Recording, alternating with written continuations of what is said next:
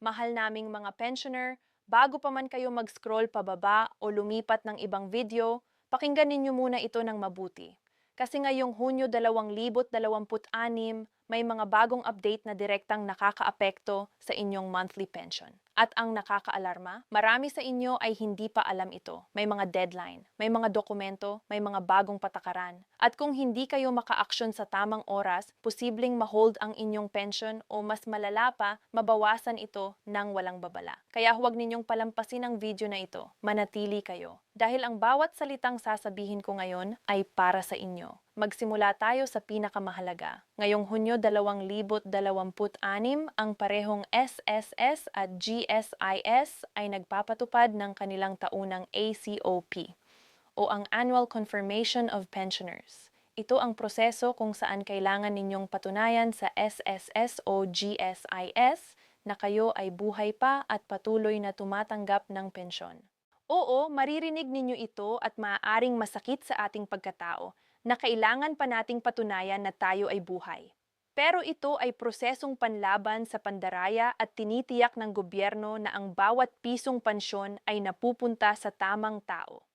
Para sa mga SSS pensioner, ang ACOP ay karaniwang ginagawa sa pamamagitan ng My SSS Portal Online o personal na pagpunta sa pinakamalapit na SSS branch. Ang inyong birthday month ang guide para malaman kung kailan kayo dapat mag-report. Halimbawa, kung ang inyong kaarawan ay sa Hunyo, ngayon na ang inyong deadline. Huwag ninyong ipagpaliban ito. Para naman sa mga GSIS pensioner, ginagawa ang ACOP sa pamamagitan ng GSIS e-card verification sa mga GSIS accredited na touchpoints o maaari ring gawin sa mga GSIS kiosk na makikita sa iba't ibang government offices at malls. Ang hindi pagsumite ng ACOP sa tamang panahon ay maaaring magdulot ng temporary suspension ng inyong pensyon. At kapag nasuspend ito, kahit isang buwan pa lang, malaki ang epekto sa inyong buhay. Kaya pakinggan ninyo itong mabuti. Huwag hayaang lumipas ang deadline nang wala kayong ginagawa. Ito ang hindi alam ng marami. May tinatawag na offset o clawback sa mundo ng pensyon. Kung mayroon kayong natitirang utang sa SSS o GSIS, halimbawa salary loan, calamity loan o emergency loan na hindi pa nababayaran, automatiko itong ibabawas sa inyong monthly pension. Hindi ito bago. Pero ngayong Hunyo 2026, mas mahigpit na ang pagpapatupad nito kasabay ng ACOP processing. Halimbawa, kung ang inyong monthly SSS pension ay 2,000 piso, 2,000 piso, and mayroon kang natitirang SSS loan na 10,000 piso, ang sistema ay maaaring mag-offset ng hanggang 10% ng inyong pensyon bawat buwan. Ibig sabihin, 200 piso bawat buwan ang ibabawas hanggang mabayaran ang buong utang. Sa 10 buwang palugit, mabayaran muna ang 2,000 piso, pero habang may natitirang balanse sa utang na 10,000 piso, patuloy itong kakaltas. Para sa mga GSIS pensioner na may active loan, life insurance policy loan, consolidated loan, o emergency loan, mas malinaw ang patakaran. Ang loan deduction ay direktang ibinabawas bago pa man ilabas ang net pension sa inyong account.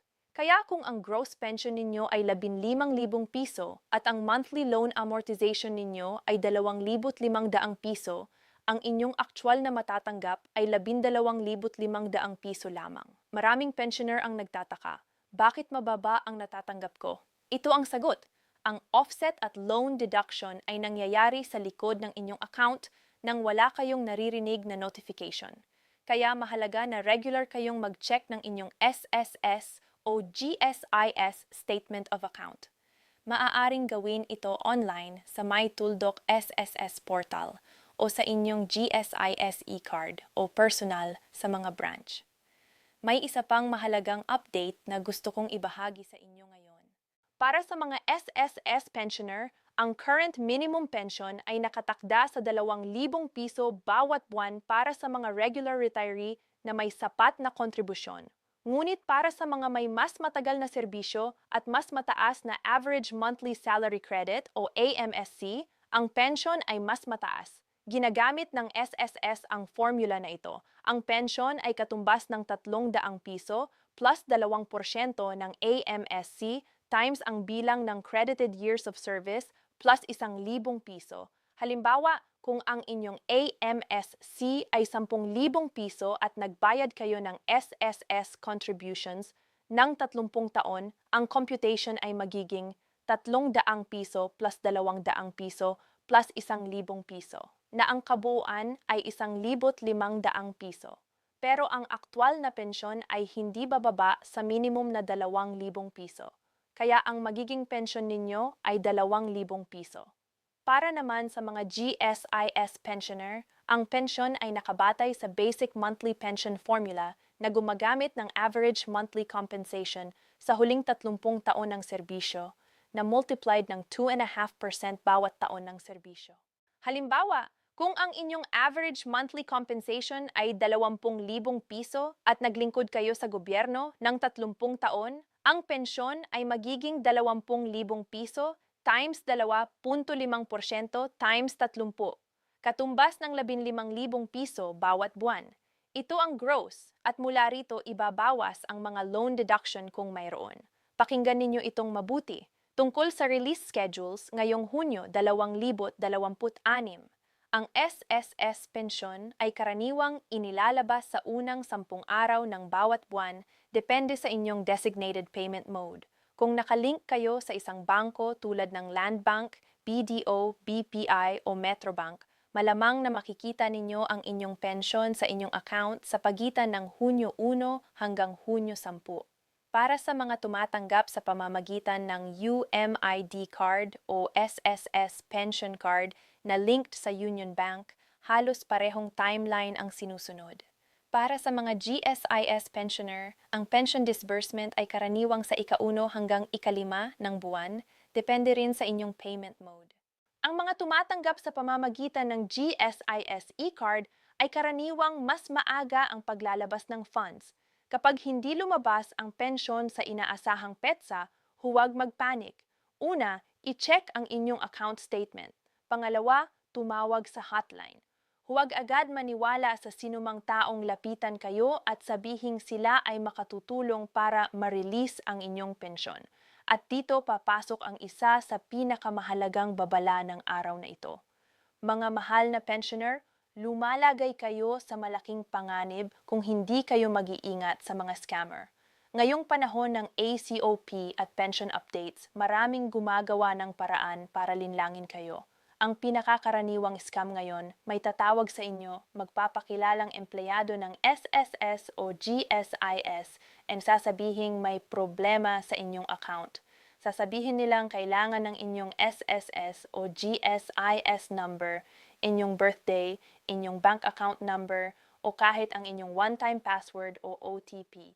Huwag kayong magbigay ng anumang personal na impormasyon sa telepono, sa kahit sino, kahit sabihin nilang sila ay taga-SSS o taga-GSIS. Ang tunay na SSS at GSIS ay hindi tatawag para humingi ng OTP o bank details. Kung may kailangan silang impormasyon, ikaw mismo ang pupunta sa branch o ikaw mismo ang mag-login sa official website. Ang official SSS hotline ay 1455 at ito ay libre ang tawag. Ang official GSIS hotline naman ay 847447. Tandaan ninyo ang mga numerong ito. I-save ninyo sa inyong telepono ngayon din. Kapag may nag-contact sa inyo na nagpapakilala bilang SSS o GSIS representative at humihiling ng personal na impormasyon, tumawag ka agad sa mga official hotlines para i-verify ang kanilang pagkakakilanlan. Ngayon, para sa mga pensioner na aktibong nagmo-monitor ng kanilang account, mahalaga rin na malaman ninyo kung paano suriin ang inyong pension computation. Ang bawat pensioner ay may karapatang humingi ng official statement of pension account mula sa SSS o GSIS. Sa SSS, hod ang tinggawyo, hosyon boy sa bagitan po ng May Tuldok SSS online portal sa mga address na www.tuldokSSS.gov.ph. Mag-login gamit ang inyong SSS number at password. Sa GSIS naman, maaaring gawin ito sa pamamagitan po ng GSIS iConnect portal sa www.gsis.gov.ph. Dito makikita ninyo ang inyong gross pension, ang mga deductions, ang net pension at ang kasaysayan ng inyong mga natanggap na bayad. Kung hindi kayo familiar sa paggamit ng internet o computer, huwag mag-alala. Pwede kayong humingi ng tulong sa mga anak, apo o kamag-anak. Pwede rin kayong pumunta mismo sa pinakamalapit na SSS o GSIS branch at humingi ng printed copy ng inyong statement of account. Ito ay inyong karapatan bilang isang pensioner at hindi kayo maaaring tanggihan ng serbisyong ito. Mayroon pa akong gustong sabihin sa inyo. Para sa mga pensioner na nakatanggap ng notice mula sa SSS o GSIS tungkol sa posibleng overpayment o clawback, huwag kayong agad matakot.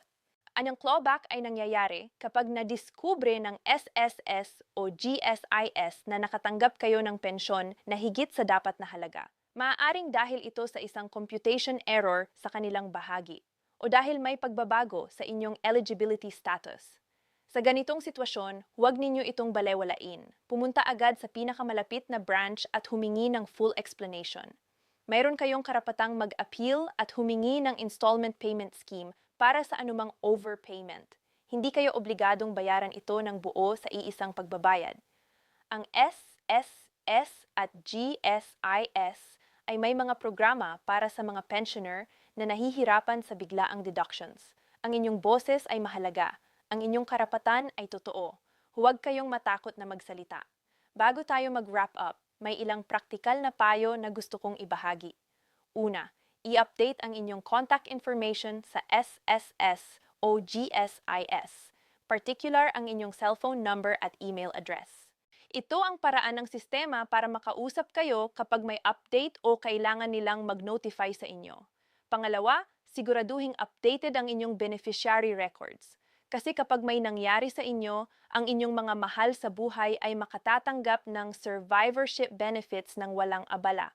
Pangatlo, huwag pabayaan ang inyong health records na nakalink sa PhilHealth.